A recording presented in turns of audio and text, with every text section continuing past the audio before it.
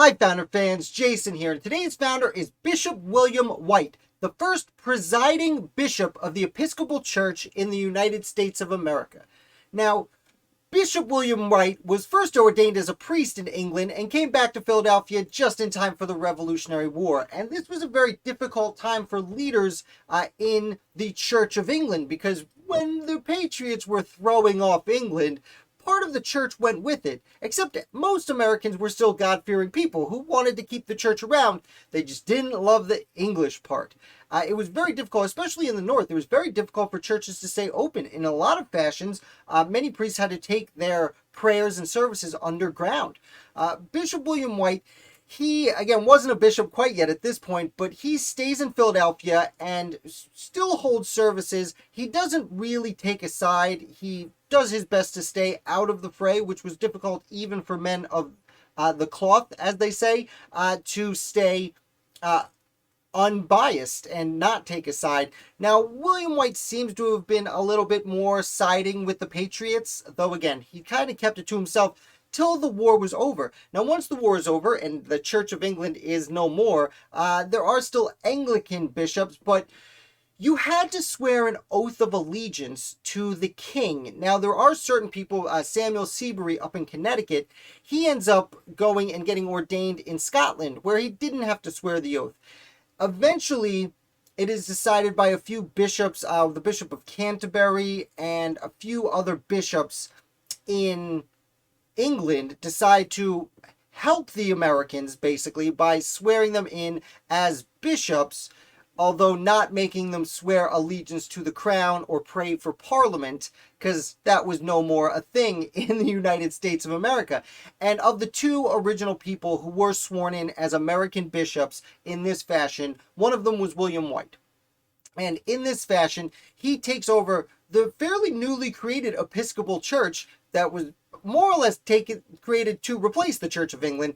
William White is sworn in as one of its first bishops, and he is the first presiding bishop. It's 1789, just as George Washington is taking over as president of the young United States. Now, although he did lead people in prayer, William White is most famously known for several of his charitable organizations. I guess I should note, he serves as presiding bishop for 1 year, then steps down, and then 6 years later in 1795, he again becomes presiding bishop, and he holds it this time for 40 years. So arguably the most important person in the Episcopal Church in the United States for the entirety of the early Republic.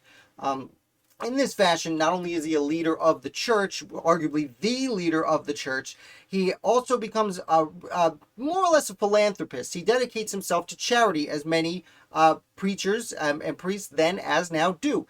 He created a very interesting society, and that's what I'm focusing on in the image here, the Magdalene Society of Philadelphia. Now, there had already been Magdalene societies created in Europe. He was the first one to bring a Magdalene society to the United States. And what a Magdalene society does, it was named after Mary Magdalene, and the goal was to reform wayward women.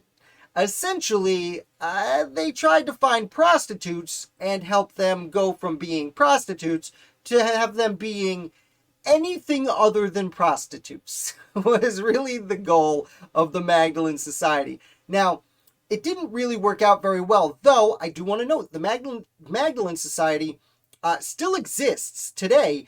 It has gone through a lot of changes from its original organization.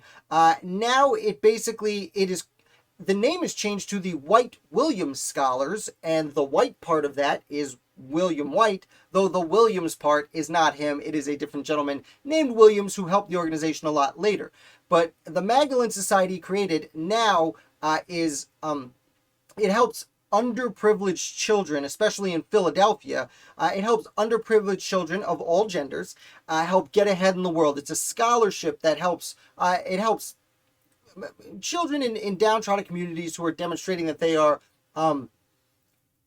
have higher quality intelligence. I don't know how to say it.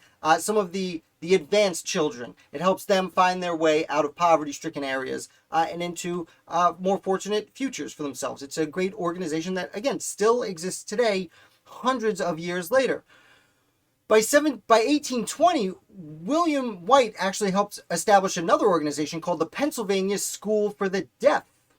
Now, he was president of this organization for about 15 years. This organization still exists today in its current fashion.